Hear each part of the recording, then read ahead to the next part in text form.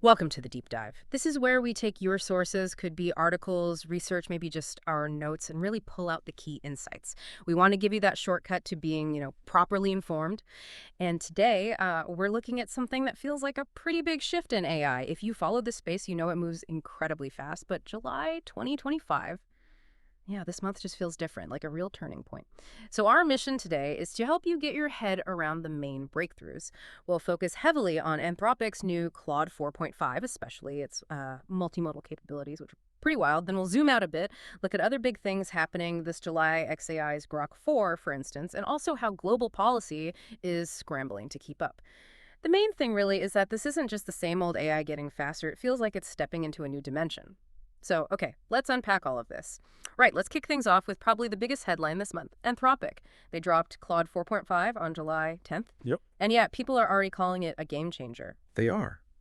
And the initial reports aren't just saying it's better than the last one, Claude 3.7. It sounds like a genuine leap. How so? What are we talking about specifically? Well, advanced text, image, and audio processing, sure. Mm-hmm. But the really remarkable stuff seems to be its skill in real-time video analysis. Real-time video. Yeah, and complex reasoning across all these different types of data. That's the key. Okay. And apparently, it can even generate interactive visualizations directly from raw data. Think about industries like finance or healthcare.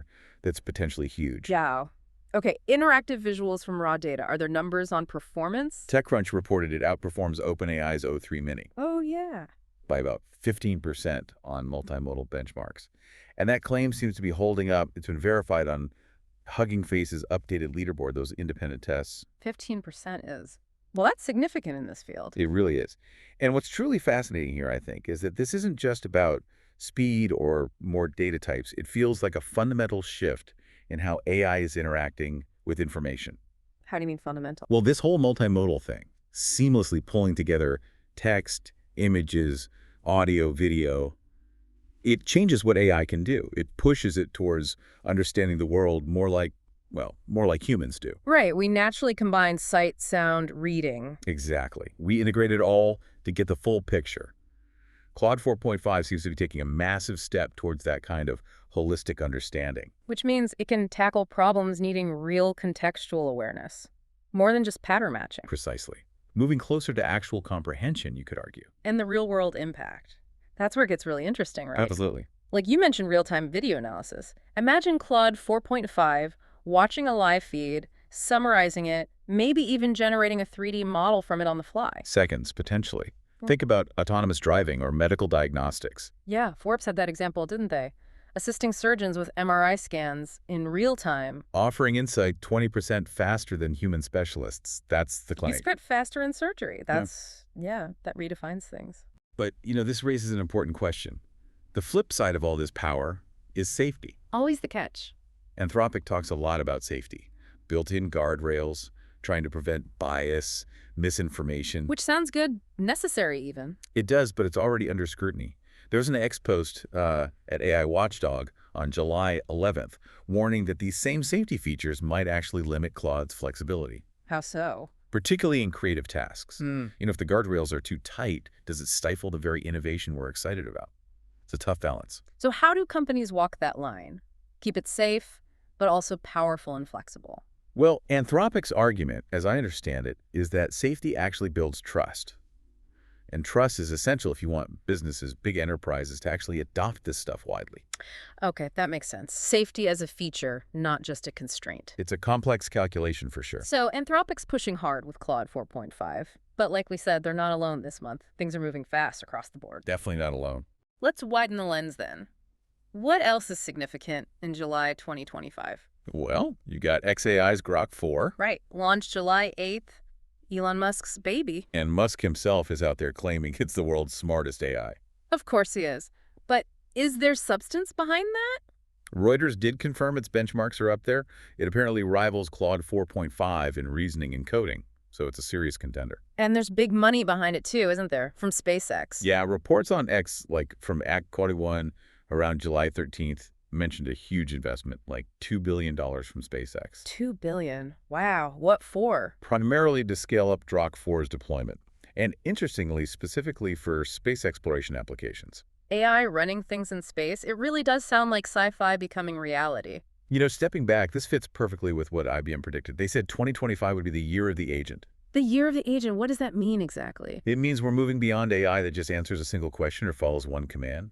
We're seeing AI agents, like Grok 4 potentially, that can handle complex, multi-step tasks autonomously. So not just a tool, but more like a collaborator. An intelligent collaborator, exactly. You wouldn't just give it an instruction, you delegate a whole project.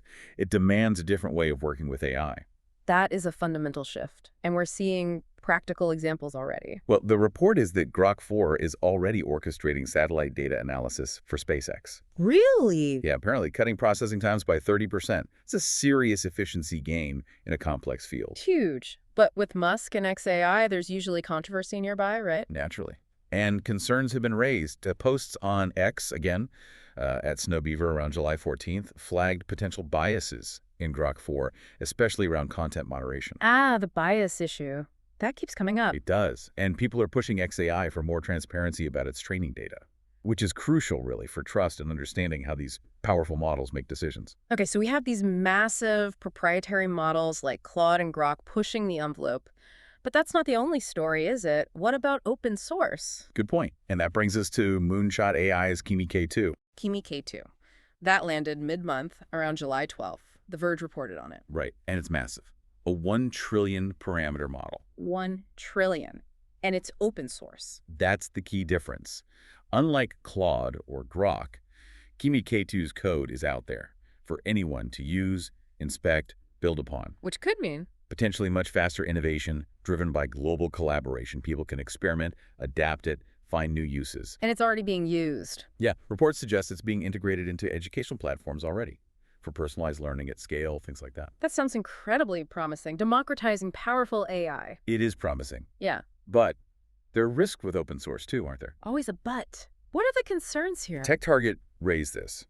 Without strong governance around these powerful open models, the potential for misuse is significant. Misuse like what? Well, deepfake scams are a prime example. Remember that Marco Rubio AI impersonation reported on X around July 8th? Vaguely, yeah. Scary stuff. Exactly. Powerful open models could make creating convincing deepfakes much easier for malicious actors. So it's this constant tension, the benefits of openness versus the need for control. A real ethical tightrope walk. Definitely. Okay, so we've got these incredible new models, proprietary and open source, bursting onto the scene. It feels a bit like the Wild West.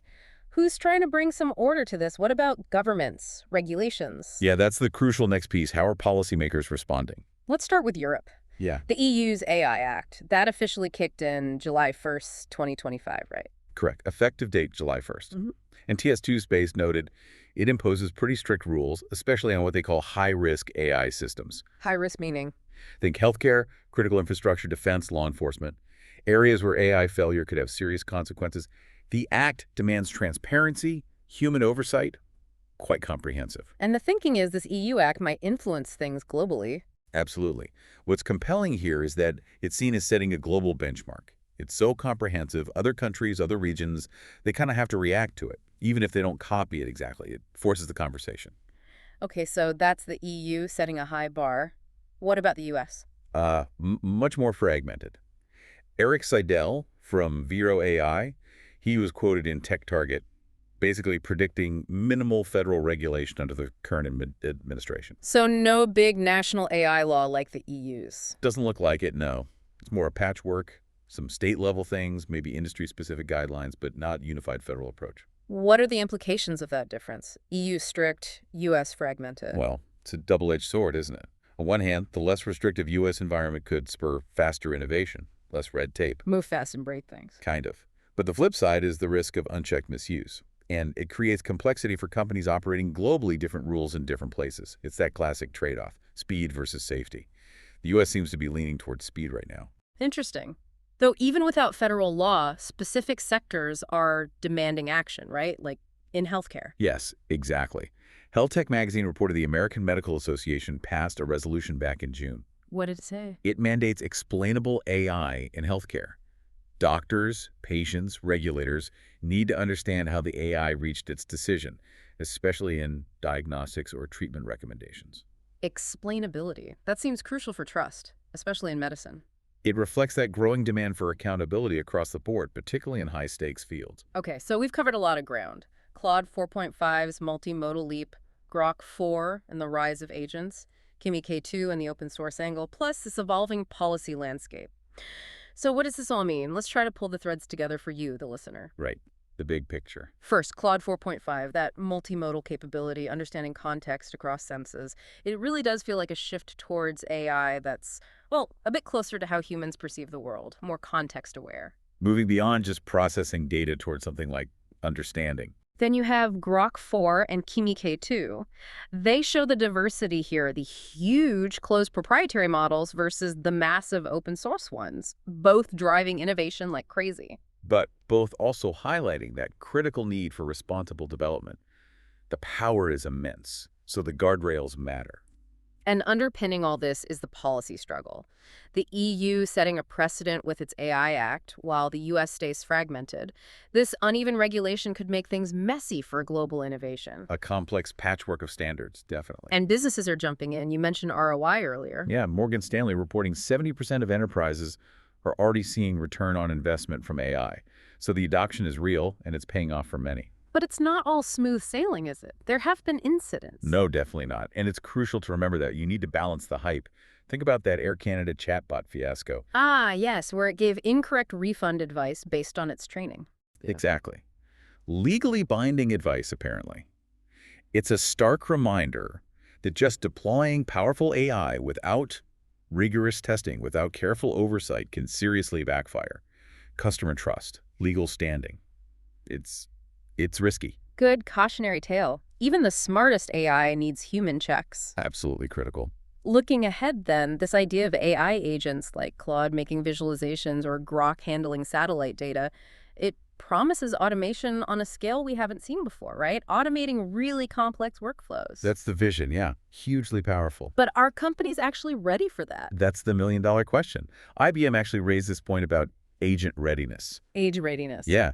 Basically, most organizations just aren't set up for it yet. They lack the right APIs, the infrastructure, the data pipelines to really plug these advanced agents in and let them run complex tasks effectively. So the tech might be arriving, but the plumbing isn't there yet. In many cases, yes. It could be a real bottleneck to widespread adoption of these autonomous capabilities. Which brings us back to that core challenge, that balancing act. Exactly. How do we manage this incredible pace of innovation while ensuring accountability, safety, fairness? It's the central tension. It really is. And it underlines why things like global coordination are so important, especially with threats like deepfakes getting more sophisticated. We need common approaches to prevent misuse. It's a race, really. Capability versus control. And capability is accelerating like mad right now.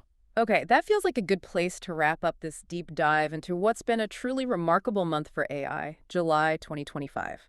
We've hit Claude 4.5's multimodal revolution, XAI's Grok 4 entering the fray, Moonshot AI's open source Kimi K2, and the global policy trying to make sense of it all. A lot happening. It really shows July 2025 as a turning point. AI is becoming more integrated into everything, vastly more capable, and definitely under more scrutiny than ever before. So here's something to think about as we finish. Given this breakneck speed of innovation we've discussed and the very different ways regulators around the world are reacting, how do you see that balance between innovation and regulation shifting over the next year? And maybe more personally, what role do we as individual users or citizens play in advocating for the kind of AI future we actually want? Good question. Something to chew on. Keep exploring, stay curious, and keep asking those questions about how this technology is shaping our world.